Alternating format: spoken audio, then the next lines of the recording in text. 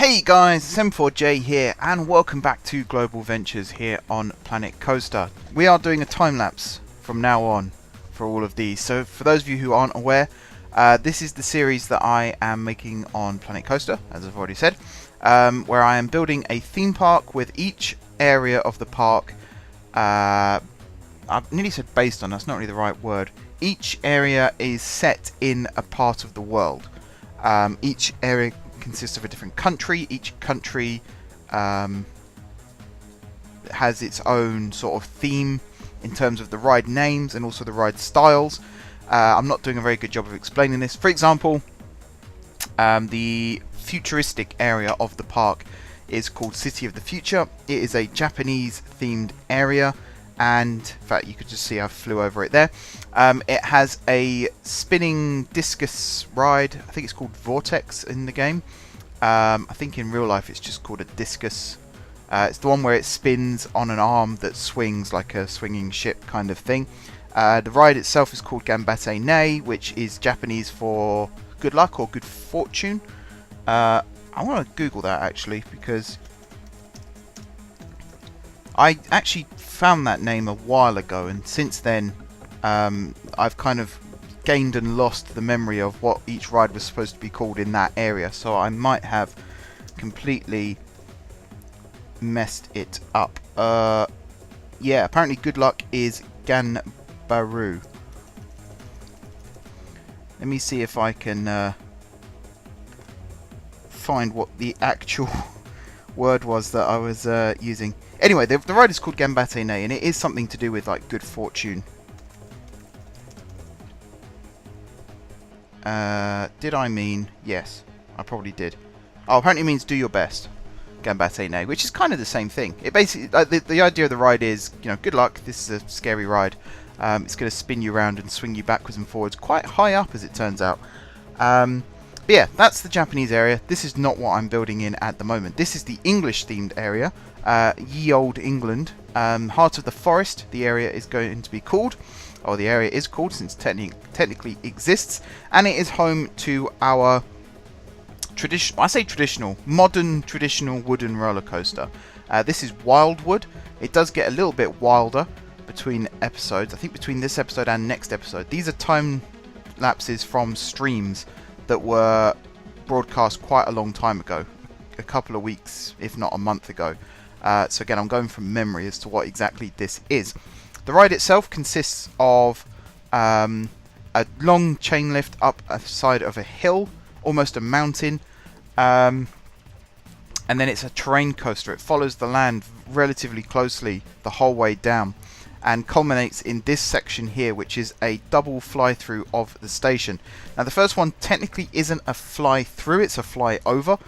You can see I built an extension to the station roof to try and make it so that it feels like a fly-through. Ultimately it is a fly-over technically, but the second one, which you can see running perpendicular to the first one right there, it flows over the queue to the ride, and it does actually go through the station structure. So that's structure. I can't speak. It's actually, this is the first proper video I've recorded in quite a long time. I have done two since my uni stuff finished. The Cities in Motion one from 2 weeks ago by the time you watch this, and also the promotional video for my website, which you can check out on the channel as well. So I'm a little bit out of practice, is what I'm trying to say.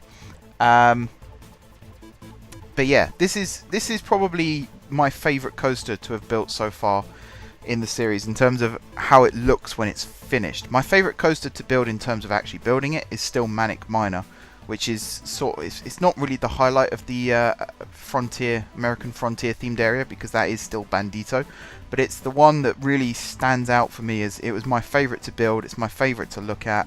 However, Wildwood is also a very big favourite of mine in terms of the final result. I think in terms of what I was aiming for when I built the ride, if you go back and watch episode 26, this is 27 I believe. Yeah, so if you go back and watch episode 26, I talk a little bit more about what Wildwood is supposed to be. It's supposed to be a terrain coaster. It's very much themed about, it's very much based on, the idea of Boulder Dash, which is a roller coaster at, I want to say Lake Kenobi. That sounds like a Star Wars character. if I just look up Boulder Dash roller coaster. Lake Compounds. Sorry, Lake Compounds. Which is actually it's quite a bog standard amusement park, but it has this awesome terrain coaster, which I think 5 years running was voted the best roller coaster in the world, called Boulder Dash. I strongly suggest you find a POV of it online and watch it. It is insane how fast that coaster can actually get and how close to the ground it is as well. And that was exactly what I wanted Wildwood to be, a terrain coaster. You start up climbing up this really big long chain lift hill. You don't realise just how high up you are until you get to the top and start going down. It starts off with a couple of meandering drops and turns, and a bit mundane and a bit boring, but then there is one particular bit where it dives under the chain lift, goes into an overbanked turn. I think it goes to 115 degrees, and then stuff gets real. It really starts to pick up speed. It gets a couple of points where it goes right down to the path level of the main park, and swirls around these big overbank turns, and then culminates, as I said, in the two fly-throughs of the station. Now, I did build the track work last episode, so I'm not going to talk too much about that from here on, but I am going to talk about the the evolution of my building skills and my building style in this game. So the very first coaster I built was Raid of the Fort, and since I built it the first time out, I have gone back and amended it a couple of times, and in fact, even as I'm sitting recording this, I have another idea as to how to improve that ride, which is one of the reasons why the park isn't yet open, because I'm constantly changing the rides in terms of the track layout and the theming and the style and just everything about it. If people who are familiar with my channel know that I always build things and then spend ages and ages tweaking and fixing and amending until eventually it turns out how I want it to be. And this series is no different. But the building style in terms of the station building and the dark ride section of Raid of the Fort, if you look at it now, you can see that I've gone back and tweaked it and made it look nicer. But when I first built it, it wasn't great because it was my first attempt.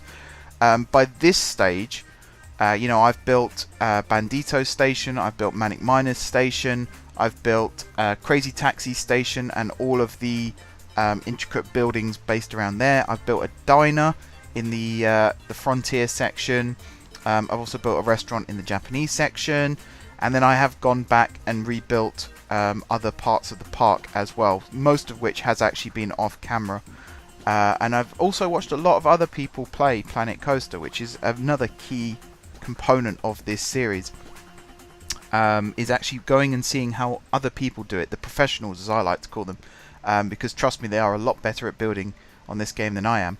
Seeing how they do it and then adapting it to how I want it to look. So for example, this building here, the station building of Wildwood, it's all timber structures. There are no walls as such, it's all open air. The only bit where there is a wall is underneath the track of the station itself, and that's just to hide all that support structure there and make that look a little bit nicer. But besides that, it's all open plan, it's all open structure, and it looks really good. It's kind of got this, you can tell it was based around the idea of looking traditional but having a modern twist. It's kind of like a barn where the roof has been slightly offset as well. There's a good view of it right there. And I'm really happy with the final look of it, the look of it and the feel of it, and I can see it being placed in a real life park as well, which is really the goal of this series, is to build things that I think would look good in a real life theme park. And there are lots and lots of aspects of this park that do exactly that, which I'm really happy with. Now this is actually sped up as fast as I could get it in a single go, and there is a lot of footage. The stream itself was 2 hours 36 minutes, I think. I don't think it's actually available on Twitch anymore, so I can't go back and quote directly how long it was. And I can't actually remember off the top of my head how short I managed to make it either. Normally I can get an hour-long video to about 20 minutes, so this is probably a 40-minute video, and we're not even 10 minutes in, and I'm already starting to run out of things to talk about. So I suppose I can continue talking about what happens in the rest of this stream, and I will sort of do some spoiler alerts at this point, because I might accidentally reference things that don't happen in this episode but happen in the next two. So you will have to forgive me for that. I suppose I could continue to talk about my building style and also the plans that I've got for the future to actually go back and fix certain elements of the park. I still haven't finished Bandito Station, which is something I've been saying for so long now that I will go back and do, and I haven't found the energy to actually go and do it yet, but I will. The idea with Bandito is, since I've finished the track work of that, particularly after working on Manic Miner, I realised that the station building for Bandito is incredibly ambitious and incredibly underdeveloped. The way that the queue meanders around the inside of the bank before you go upstairs is poor. I really didn't do a very good job with that. I wasn't aware of the full path controls at the time either, and that is very obvious when you go back and watch those videos. And there's no theming. There's absolutely no theming inside Bandito. The outside area does have theming. However, because I'm planning on extending Legend of the Frontier out and underneath the launch of Bandito, I do actually need to go back and amend the queue line in the outside section. So the theming side of it, I think, will be remaining. The steam-powered digger and stuff like that, that should all be remaining. But everything else is getting removed or moved to somewhere else so that I can fit this new pathway in. And that is actually a very, very good excuse that I've been coming up with for a while now to actually go back to Bandito and finish it properly. You may recall a couple of episodes ago I went back and reprofiled the track from the launch. Actually, it wasn't really from the launch, it was from the Immelman corkscrew section. I actually remodeled the track to include another mid-course brake run, as well as the little meandering section over the track of Manic Miner. Which again, I mean, Bandito was not a fun coaster to build in many respects, but a couple of key decisions I've made in the construction of that ride have actually culminated in it being a very, very good coaster, I think. My personal opinion, others might have a different opinion. But in terms of the modern Eurofighter with the launch and then the vertical lift hill, I think I've met that criteria perfectly. The fact that it drops quite a big drop actually into that tunnel, and people who stand in the town square in Legend of the Frontier have no idea where that tunnel leads to. It's only as you start walking towards City of the Future that you actually see the end of that tunnel. Even if you're on the ride, you drop into the mine shaft, you go around a couple of corners, and even then you sort of lose your bearings. You don't really know where you are, which is exactly what I wanted the coaster to do. All of my coasters, I want there to be one sort of signature element. And for me, with Bandito, not only is it a signature element of the coaster, the drop from the clock tower, but it's also a signature element of the entire area of Legend of the Frontier. It's the weenie of the area. So, for those of you who don't know what a weenie is, it's like a landmark, a central location where, for example, the castles at Disneyland, Disney World, Magic Kingdom, and all the other Disney Magic Kingdom parks around the world. The castle is a weenie. Space Mountain is also a weenie. Somewhere where no matter where you stand in the park, if you can see the castle, you know where you're heading. If you're standing in Tomorrowland and you look over at Space Mountain, you know where you are in relation to the rest of the park. So Tower 16 in City of the Future is that area's weenie. The clock tower of Bandito is Legend of the Frontier's weenie. Heart of the Forest doesn't have one yet. It will do in the future. I'm not going to dwell on that too much at this moment because I still haven't 100% decided exactly what the weenie is going to be. And it's kind of a rare one in that I haven't thought it through that much. I guess it's kind of, at the time I was trying to come up with the weenie for this area, I was also reevaluating the weenie of the park itself, which was a volcano. And I think at the point of me doing this time, yeah, I think I did replace the volcano with just an island, because to be honest, I already had the idea of the volcano, but then I watched Theme Park Worldwide's Planet Coaster series, Volcano Springs, and you know, Sean placed a volcano in the center of his park. His channel's bigger than mine. It doesn't matter who did it first necessarily. It's about which, you know, who's accused of copying who essentially, and it's not so much that I didn't think he would accuse me of anything. By the way, I just want to make that clear. I think he's a very nice guy. But, you know, big channel does something, little channel does something at the same time. People tend to accuse the little channel of copying the bigger channel. I don't like that. I like the fact that this whole concept of a park was an original concept by me. It is based on real world examples, but the actual intricate nature, I'm trying to find words. As I say, it's been a long time since I made a video. The intricate nature of the park is all original. So each area has been carefully designed to be original, based on original concepts, based on original ideas. And so the volcano had to go. So the volcano has now been replaced by an island. The island itself is going to be more intricately themed as time goes by. And that will be the weenie of the park, is the island of Vibes of the Bahamas, I believe the area is called.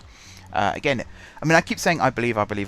It's been so long since I looked at a plan of the park, as my phone goes off. Apologies for that. Since I've looked at a plan of the park, that it is actually getting more and more difficult for me to remember what is supposed to go where. Like, there are certain elements. For example, what you're seeing me build now, I've known about this for a while. It wasn't a great surprise when I actually started to build it. This is a water coaster.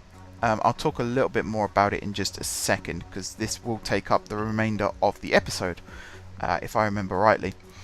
I just want to finish off talking about weenies, because in theory, these two lift hills here could be classed as the weenies of the park. It's a big hill. You can see the two tracks going up the side. Therefore, wherever you're standing, like if you're in City of the Future, for example, you can look over the roofs of some of the buildings and you can see these two rides in the background. And, you know, you see where you are and where you're going. This is Forest Falls. I'll talk about this right now. This is Forest Falls. It's a water coaster. It's going to be block sectioned, because you know how I feel about block sectioning rides. Every single roller coaster or every single ride with block sections should be block sectioned. Don't make a whole series on Planet Coaster talking about realisms of parks. And this is a direct criticism of a lot of Planet Coaster YouTubers, and it's something that I cannot believe isn't mentioned more, because it really does wind me up and grind my gears. A lot of people build in this game and they spend 15-20 minutes talking about how their park has to be realistic. So they'll do a whole 50-minute time lapse building a set of bins out the back of a restaurant because it's got to be realistic. They talk about backstage a lot, which by the way is only a Disney term. It's not used anywhere else. It might be used at Universal because of the whole you're in the movies theme, but backstage as a Disney term is not a theme park term. Over here, Alton Towers, Thorpe Park, Chessington, backstage is not used. It is not a phrase that is used over here. It's a phrase that I'm aware of, being a Disney fan, but it is not a industry standard word. Anyway, that's by the by.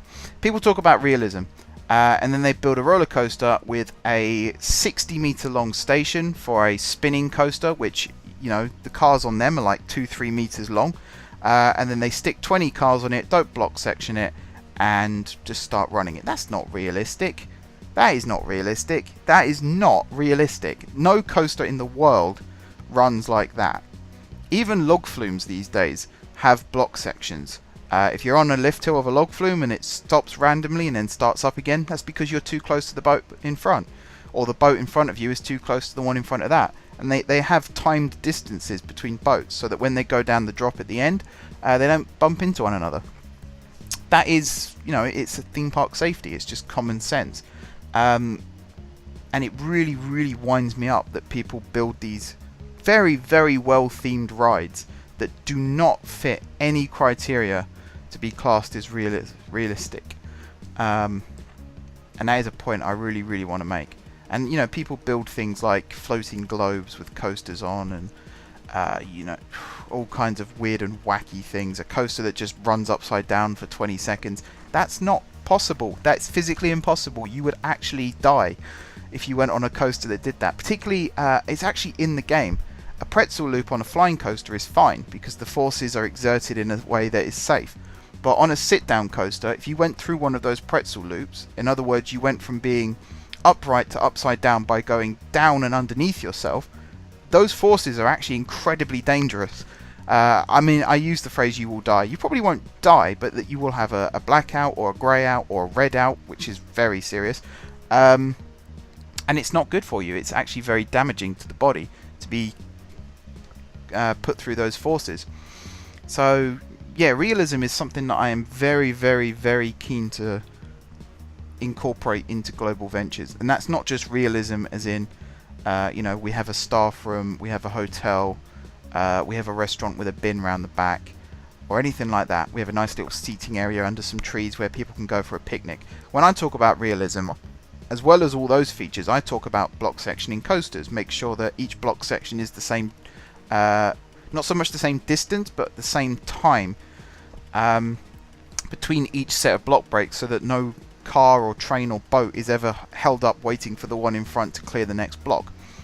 Another really good example of this is Space Mountain at all the Disney parks apart from Paris, because it has a slightly different version of Space Mountain. But particularly the one in California, because it's only got one track, whereas the one in Florida has two tracks, they have to dispatch a train every 10 seconds, which means that there has to be a 10-second headway between each train. And the way they do that is, you'll notice on the ride, and I'm almost directly quoting a video here, and I wish I could remember what the video was called so I could actually put the link in the description. But basically, you get to the top of the lift hill, you go down a big drop, you rise up again, you go down another drop, you rise up again, and then you go onto a straight section of track. That's a block break. And then you'll drop down again, you'll go around a couple of corners, over a couple of hills, and then you'll go through another straight section of track. That's a block break. And if you actually count, they are about 10 to 15 seconds apart. So every 10 to 15 seconds you'll just go through a random piece of straight track and then you'll drop again. And that is so that they can get this headway of 10 seconds between each train. So they can always dispatch a train every 10 seconds. And it is incredibly efficient how they do it. And it means they have a good throughput. They can actually put as many people on the ride as the Florida version, because they have, I think it's 2 abreast seating instead of 1 abreast in Florida. And then they dispatch the trains at such a rate that even though they have 1 less track, which then means in theory they can only support half as many people, because they fit double as many people on a train and dispatch it so quickly, they have the same throughput. That's impressive. That is very impressive. But it all falls into the realms of realism. So what you're seeing me build here, Forest Falls, this is not the final version of the ride. This isn't even the second or third version of the ride. I think I've gone through about 4 or 5 iterations of building this ride, and I'm still not happy with it, and I will still be rebuilding it because I need to get the headway as close to each other as possible, because there are points where boats are stopping and waiting for the next section to clear, and it particularly is around the areas where there is water. So there is a water channel that you see me build there that I've just covered up with a tunnel. That's where the problem lies, the first water channel section. After the sort of first coaster section. So the bit that you're seeing on screen now, this bit is actually fine. There's enough gap so that as a boat's climbing up the lift hill, the boat in front is clearing the block section where the water channel is. It's the block break there that you can see in the top right corner of the screen before it then drops down into the coaster section that results in the first splashdown. That's where the problem lies, and even with the rebuilds, that's still where the problem lies. And you know, ultimately I will be redesigning the ride so that there is more interaction with Wildwood as well, so it's not just a random water channel that passes over the track once and that's it. I will actually be rebuilding it so that there is more interactions between the 2 rides, mainly to get the excitement level up of both rides. So you know, there'll be a couple of near misses, the fact that you get to see them so close together, that kind of thing. And I will be making it so that there is an equidistant headway between each set of block breaks, so that we can get as many people through these rides as possible. It is also a problem that I had with Wildwood, which I have since fixed. I did reprofile the track with Wildwood as well, added an extra block section, and it did fix the problem, which I'm really happy with. But yeah, I mean, I rant a lot in this series about realism, and it's one of my frustrations, because there are some genuinely good creative people who play Planet Coaster, and they make absolutely incredible buildings and just little details that I would never think of, and it's really, really cool to watch, and it's exactly the kind of video I like watching, because it really helps me when I have a creative block. I go and watch someone else play Planet Coaster for a bit, and as I'm watching it I can feel the ideas coming back to me, which is why it's really, really disappointing that you know, there are people that can build really good coasters and there are people that can build really intricately themed buildings, but I've not been able to find someone yet who can build both. And that's kind of, I feel like that's a gap in the market that I want to exploit. I'm learning how to build buildings better so that I can become one of the YouTubers who can build a ride and then theme it, because there are a lot of people that they get guest builders on their series, so they will build a ride, or they will get a ride that's been built by someone else and then they will theme it, and it's a really good collaboration. Unfortunately, I don't know anyone who I can do that collaboration with, so I am having to do everything myself, which, you know, it's okay. I'm not going to complain. But there are aspects that I really wish I was better at, one of which is being able to theme rides. This area of the park, though, is probably one of the better areas, and it will be the case as you go through the park. You will see that more and more areas are getting better as I am getting better at the game. It's just one of those things. But by the time we get to the end of the park, I will be going back and revisiting old areas and making them look nicer. So City of the Future actually already has had a revamp, because Tower 16 has now been replaced. I think that's already happened as well in this series, with a drop tower ride rather than the rotary drop tower ride that I had before. It has now got the Tower of Terror style drop tower, and that is now finished. It's fully themed, and I am ecstatically happy with it. I think I've done a pretty good job, if I do say so myself. I'm looking forward to showing it off. There is one complaint I do have about it, and that's that no dark ride can be a dark ride in daylight hours in this game. I'm hoping that's something that Frontier can actually fix and make it so that if something is built inside a building, it is not just a little bit darker as if the sun's still somehow shining through the walls and roofs, but actually make it properly dark, so that you don't just have to build land bridges over everything to make it look like a dark ride, because that is incredibly frustrating having to do that. It spoils the illusion as well. I've actually gotten around it in Curse of the Fort, but because of the way I've built it, it's still not a dark ride. It's very obvious that there is light pouring in still from somewhere. I've absolutely no idea where. But yeah, as I said, I've got a lot of gripes with Planet Coaster, but it is the best game I've ever played. It's one of those games where I hate it so much and I love it so much in equal measure. It's certainly a game I would recommend to all of my friends who are interested in this kind of not just, you know, theme park building or anything like that, but business management simulation as well. There's a lot of that going into the game in recent updates. You know, again, they bring these updates out of the blue, things like adding hotels. It's something I never thought would be in a theme park game, but I love the fact that they have done it. The fact that they've also brought out the Studios Pack and the Adventure Pack, which has added types of ride that didn't even exist in Roller Coaster Tycoon 3. They've now brought them into this game. For those of you who don't know, Roller Coaster Tycoon 3 was also made by Frontier, and they did a fantastic job with that as well. But yeah, if anyone does know of any YouTubers that are good at ride building as well as theming, do let me know.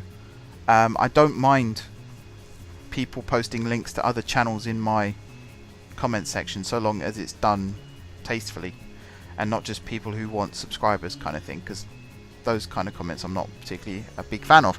But I really do need to find someone who's good at both, so I can get inspiration from that as well, because it is a very rare thing, which is not necessarily a bad thing. It is a very difficult thing to be able to do. It's basically like being you know, asking someone to be good at painting and also good at music composing. That's kind of what it feels like, because they are such fine arts in themselves. Building a ride is not just place some track pieces and watch it go. There are a lot of factors that most people don't even think of, like G-force exertion, banking on corners, and that's another thing. People don't bank their corners properly, and it really drives me up the wall. Block sectioning, you know, the pacing of the ride as well. Particularly if you're building something like a Rocky Mountain construction. I always call it Rocky Mountaineer. I'll come back to that in a future episode as well. Rocky Mountain construction coaster. They are fast-paced from start to finish. There's no lull points. There's no points where they just about get over a drop. As soon as you hit the chain lift and as soon as you crest that first hill, it is high-octane, you know, inversions, corners, no slowdowns. And yet I watch people who have built coasters like that, and they have points where the train barely makes it over a hill, and that's not what RMC coasters are about. Same with, you know, GCI, Great Coaster International. They build wooden coasters. Wildwood is, I believe, of the same design as they do. Is the Gravity Group, which I don't think exists anymore. GCI and CCI, I think, was the other one. I'm trying to remember the wooden coaster manufacturers. One has gone bust, and I think that company then reformed into what is now Rocky Mountain Construction. But it is the GCI ones, CGI, no, GCI, that are the sort of the terrain coaster, very high speed. I say high speed, it's not high speed, it's they keep their speed for as long as possible, which makes the ride feel faster than it actually is. And that's also a skill in itself. Being able to build a ride that feels like it's going at 60 miles an hour, or in fact it's just constantly going at 30 miles an hour. That, you know, that's a really good coaster when you get something like that. But what was I saying? Yeah, Wildwood. The fact that there are parts of Wildwood where it does feel a little bit slow, but I've built those bits at the start of the ride, so there is a point where it transitions from a little meandering coaster to a terrain coaster that has its pedigree, as it were. So it doesn't feel like it at the start, but then it evolves into a GCI Woody. That was the idea anyway. I mean, I've never ridden a wooden roller coaster, which doesn't help. But I do my research, so I know a fair bit about them. I'm not that up to speed on them. I do need to go to Alton Towers still and ride Wicker Man, because that is a GCI coaster.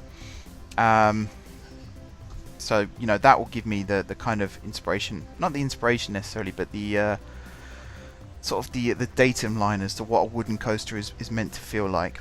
There are no RMCs near here, which is a bit disappointing. I mean, in the UK there are little to none wooden coasters. There's I can't remember what it's called now. There's one at Oakwood. Let me look that up. I can't believe I've forgotten what it's called. It's gonna, like, I'll kick myself when I see it. Megaphobia, that's the one, which was the last wooden coaster built in the UK into Wicker Man. So there's Megaphobia, then there's Big Dipper, Nickelodeon Streak, Grand National, and there's a fourth one at Blackpool. Again, I can't believe I've forgotten what that one's called. And then there's Wicker Man, and that's basically it for wooden coasters in the UK. There's lots of steel coasters. I think it's actually kind of good that Wicker Man was built, because it's not an RMC. People jump on trends very, very quickly. So it's like, RMCs are good.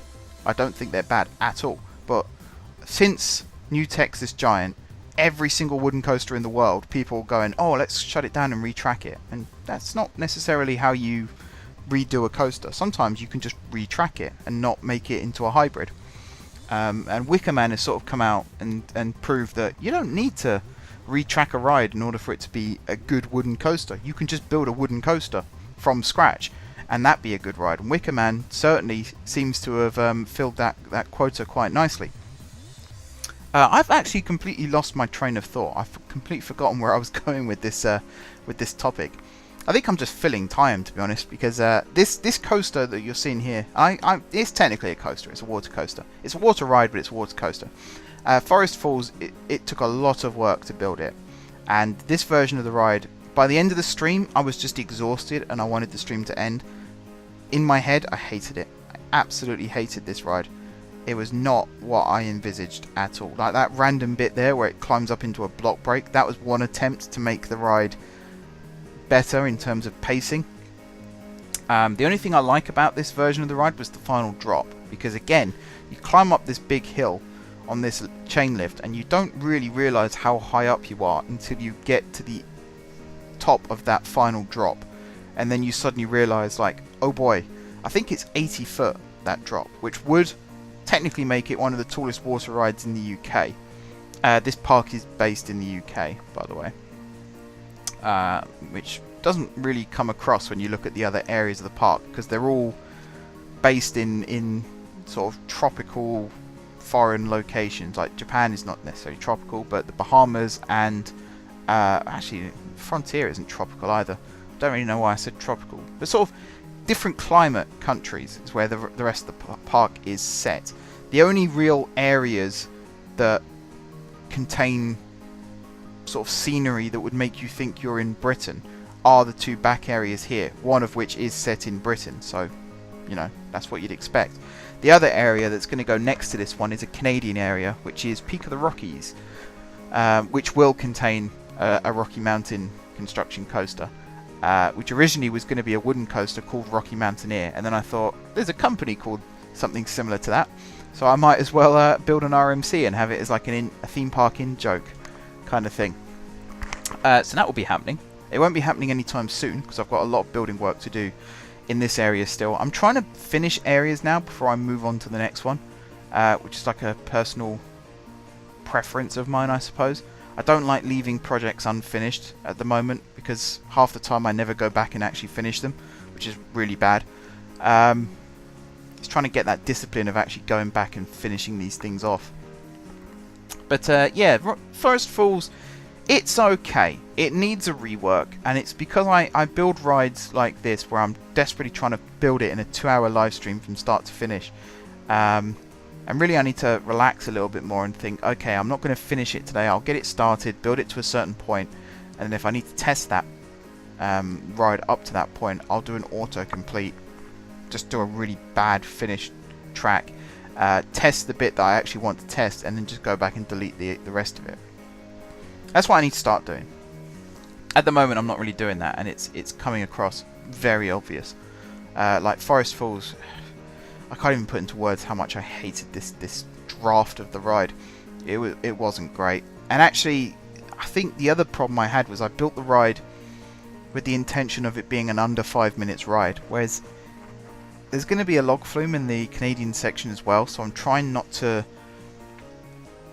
impede it too much. I guess it's kind of the way this back area of the park is going to work is you've got Heart of the Forest, which is going to have a more traditional wooden coaster and then a modern water ride, and then you've got the Canadian section, Peak of the Rockies, which has got a more traditional log flume and then a modern wooden coaster. So I'm trying not to build Forest Falls in a way that it would then tread on the toes of the log flume in the Canadian section, which is very, very difficult to do. I need to really build this ride more like a roller coaster and less like a log flume, which is what I was doing here, essentially. Like, I built the water channels, and then I was trying to build coaster track that would link it all up, and it just didn't work. The pacing was all off. The feel of the ride wasn't really there. It felt more like a kid's ride at the end, apart from the big drop at the end, which would then make the ride misleading, and it's all just a big mess. Like, you don't want 4 or 5-year-olds going on this ride because they feel like it's a kid's ride, and then at the end there's a 90-foot drop down the side of a mountain. You don't really want that kind of complaint being thrown at you. So ultimately, you know, this park is becoming more and more of a challenge as it goes along. There are aspects that I have planned out fully, and there are actually a couple of coasters for future areas that I have already built and refined and got into a state where I'm happy with the layout and it's ready to be thrown into the area of the park where it's actually going to be used. And then there's areas like this where I'm building a ride from scratch. Originally, when I was about to move on to Heart of the Forest, this ride wasn't even in the game yet. They announced it and I thought, that's perfect for Forest Falls. And then it's kind of, I'm building it for the first time on screen, so I'm trying to get used to how all the different track pieces work and fit together, and you know, it's very, very obvious that I don't know what I'm doing. It's one of the reasons why I'm not uploading it as time-lapse, as full streams anymore. I'm actually turning them into time-lapses, mainly because there is a lot of dead time of me sort of just sitting looking at a ride for the first time and thinking, that's how that works. And you know, that doesn't make very entertaining content. Not all the time. Sometimes it does. Not all the time. But yeah, overall, Heart of the Forest, it fits the theme nicely. The rides are relatively spread out. There is another update to the game that might already actually be out by the time this video goes live, because I'm not 100% sure of the release date. The DLC, there's a free update which adds a couple of things like vending machines and claw grabber machines and customizable staff uniforms, which I will be rolling out across the park once that update is out. There are also rumours that there will be a paid DLC as well. What that will what that DLC is, no one knows yet. I've not actually had it confirmed that the DLC is real, that it's actually going to be released. It could just be a lot of hearsay at the moment. There is a rumour it's going to be Midway games, and I'm kind of hoping it is, with a couple of rides as well, which is normally how Frontier like to do the DLCs, because Heart of the Forest is a traditional, it's going to be based on the idea of a traditional UK theme park, not on a budget. I'm not going to be doing like a Pinewood Hills or anything like that, because again, that series is fantastic. I don't want to tread on anyone's toes, but it's always had that feel of ye old England. So there's going to be a pub built somewhere in the area called the Robin Hood. There's all old wooden hut type buildings, including the station to Forest Falls, which I think I build in the next episode or the one after that. I have built it, so I know it exists. Again, I can't exactly remember when it was. And then things like the traditional wooden coaster as well, to really fit the theme of, you know, old British park. The kind of the ones I can relate it to, the idea of the ride going up the hill and the lift hill, that actually comes from a place in the Isle of Wight called Robin Hill, which, you know, every year my family used to go to the Isle of Wight in the summer. Every year we used to go to Robin Hill, and the toboggan run ride at Robin Hill is kind of where my interest in theme parks really sort of evolved. I used to go to places like Thorpe Park in Chesington from time to time, but going to an amusement park every single year and seeing how it was growing with new additions, that kind of got me interested in the whole idea of building a park and you know, growing it as time goes by. And then also things like going up a lift hill that also follows the terrain of an actual hill. What else was I going to say? Yeah, I think that's about it, to be honest. In terms of like the old traditional style buildings, I need to work on them still. I do extend the railway to Heart of the Forest. Again, I think it's not next episode, but the one after. Next episode is going to be a lot shorter than this one, because the stream itself was only an hour long because of technical issues. And I can talk a little bit more about what's actually going on screen, because at the moment, Heart of the Forest does not look like a forest. It looks like two bare naked hills that sort of jut out of nowhere and sort of spoil the otherwise good view of the park. By the end of next episode, it will start to take shape. This is me doing a POV of Wildwood, so you can see how the track sort of meanders. There's the overbank turn. That's where it swoops down low to the path. There's a triple down. That's something else that I included in the coasters, was triple downs and double ups and triple ups and things like that. And then there's the brake run and back into the station. I think there is a POV. I've done some POVs as the stream's gone on of Forest Falls as well, but there's no point watching how that ride turns out because it looks completely different now.